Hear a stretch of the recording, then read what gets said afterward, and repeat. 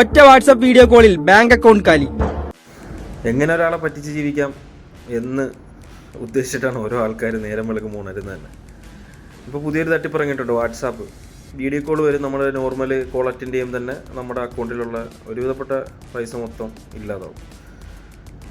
അതുപോലെ തന്നെ ഒരുവിധപ്പെട്ട ലിങ്കുകൾ വാട്സാപ്പിൽ വരുന്നുണ്ട്. അത് നമ്മൾ ലിങ്ക് ഓപ്പൺ ആകുമ്പോൾ തന്നെ അക്കൗണ്ടിൽ നിന്ന് പൈസ കാലിയാവാണ്. അപ്പോൾ എൻ്റെ അറിവിൽ ഇതൊരു 4-5 പേർക്ക് ഈ ഒരു അനുഭവം വന്നിട്ടുണ്ട്.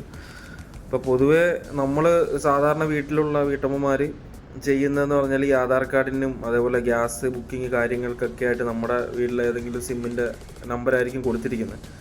അപ്പോൾ ഇവർ ഒന്നും അറിയാൻ വയ്യാത്ത വലിയ ഫോണെ പറ്റിയോ അല്ലെങ്കിൽ ഇങ്ങനെയുള്ള കാര്യങ്ങളെ പറ്റി അറിയാത്തവരാണ്.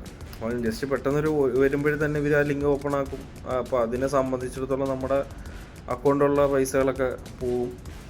അപ്പം ദയവ് ചെയ്ത് അറിവില്ലാത്ത നമ്മൾ അറിയാത്ത ഏതെങ്കിലും നമ്പറിൽ നിന്ന് കോൾ വരുമ്പോഴോ അല്ലെങ്കിൽ വാട്സാപ്പിലേക്ക് ഏതെങ്കിലും മെസ്സേജുകൾ വരുമ്പോഴോ നമ്മളത് ഓപ്പൺ ആക്കാതിരിക്കുക.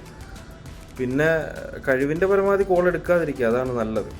അപ്പം ഓൾറെഡി ഇപ്പോൾ ഒരു 5-6 പേരുടെ തന്നെ എൻ്റെ അറിവിലുള്ളവരുടെ പൈസ ഇതുവരെ പോയിട്ടുണ്ട്.